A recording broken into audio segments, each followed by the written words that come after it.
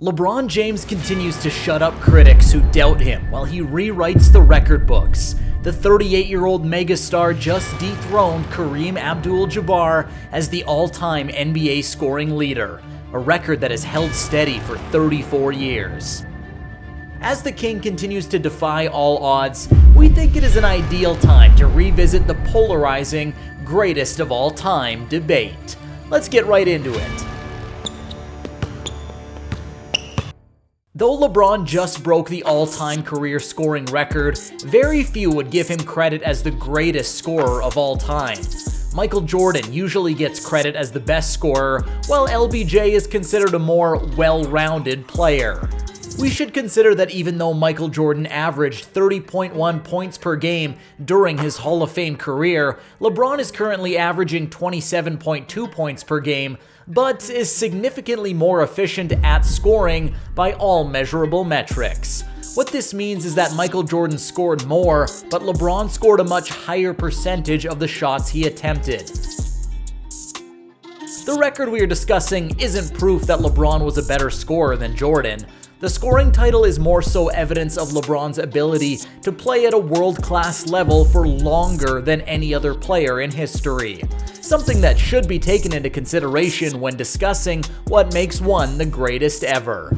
Statistically speaking, it is actually pretty easy to make the case that LeBron is the most dominant all-around player to ever live.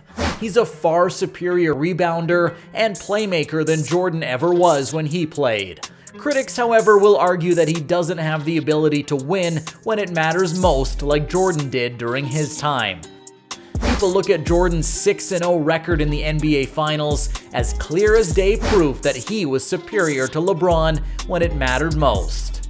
But is that really fair? LeBron James has 4 championship titles compared to Michael Jordan's 6, but has also lost in the NBA Finals 6 times. Does that make him an inferior winner? Well, let's dig into some playoff numbers. Altogether, Jordan won 30 series in his career and lost 7. That means he won 81% of the series that he played in during his career. LeBron has won 39 out of 50, 78% of his total.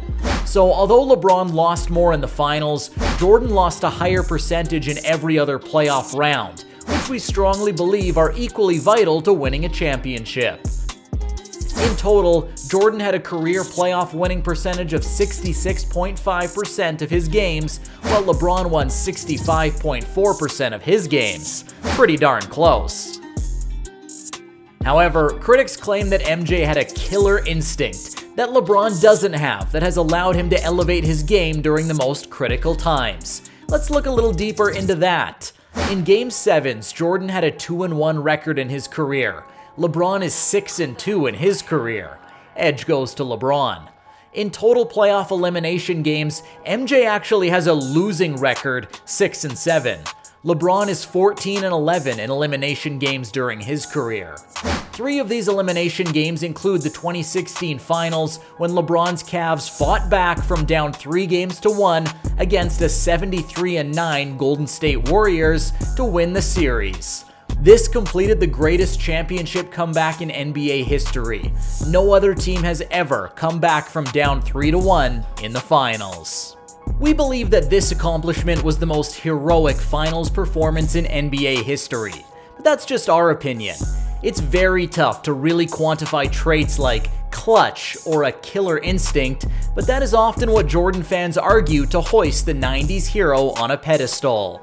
So why don't we zoom right into those do-or-die moments at the end of crucial games. In the last 10 seconds of playoff games, Jordan attempted 15 shots that would either tie the game or put his team ahead. He made 7 of them, which was 47%. LeBron has attempted 23 such shots in his career and made 12 of them. His accuracy in those aforementioned moments is 52%. So, believe it or not, LeBron is more clutch when it matters most than Jordan. But Jordan didn't need to go ring chasing in his career. He was able to stay in Chicago and win while remaining loyal to the team that drafted him. Is that a testament to Michael Jordan being better than LeBron though? We definitely would argue the contrary. Michael Jordan was extremely fortunate to play for one of, if not the greatest, dynasties to ever be assembled in NBA history.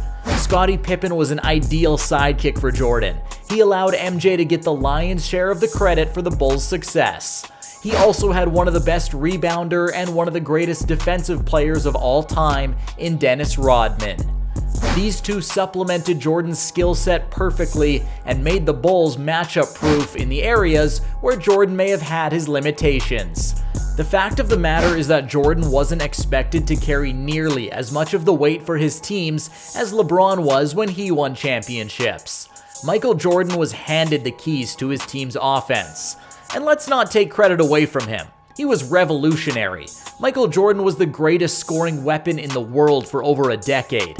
He was very likely the best isolation scorer the league has ever seen. But Jordan never had to worry about shouldering anywhere near as much as LeBron in any other parts of the game. Michael Jordan led his team in scoring during all 6 of his championship seasons. He led his first winning team in blocks and his second team in steals. He never led any of the Bulls' championship teams in rebounds or assists. LeBron, on the other hand, led all 4 of his championship teams in points, rebounds, and assists. He also led 2 of them in steals and 1 in blocks. Just remarkable what he has had to contribute to his teams in order to win. Even Scottie Pippen, Jordan's partner in crime, stated, "I've never seen a player that can dominate a game the way LeBron James can. He don't always have to score, he makes plays for the other guys, but when the game is on the line and you need a shot to be made, he's going to make that play." You can formulate your own opinion on what Pippen was insinuating in this quote, but we think he's merely pointing out the obvious, that some people just don't want to hear. LeBron has proven himself capable of winning titles with just about any type of co-star on his team.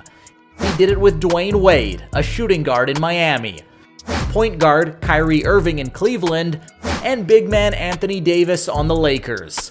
The fact that LeBron has been forced to coordinate and adapt his style with different players and organizations throughout his whirlwind of an NBA career, while still being so successful, is unparalleled in NBA history. When the Lakers traded for AD, LeBron responded by leading the NBA in assists for the first time in his career, en route to his 4th title at age 35.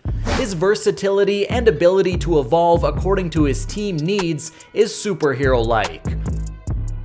When it comes to individual playoff stats, it's pretty clear that LeBron is in a class of his own. He has accumulated the most playoff points in NBA history by a landslide with 7,631. Second is Jordan at 5,987. LeBron has more steals in the playoffs than any other player. He's made the most free throws. He's second in playoff assists, only to the great Magic Johnson. He only trails the Splash Brothers in playoff three-pointers made. He's 6th all-time in playoff rebounds and 10th all-time in blocks. No other player in history ranks top 10 in all of these statistical categories. To say Michael Jordan was sensational would be a vast understatement. The guy is the most popular player in NBA history, and so many people truly want him to be the best. But we believe that it's time to close the book on this debate. LeBron James is clearly the best basketball player ever, and it's not even that close.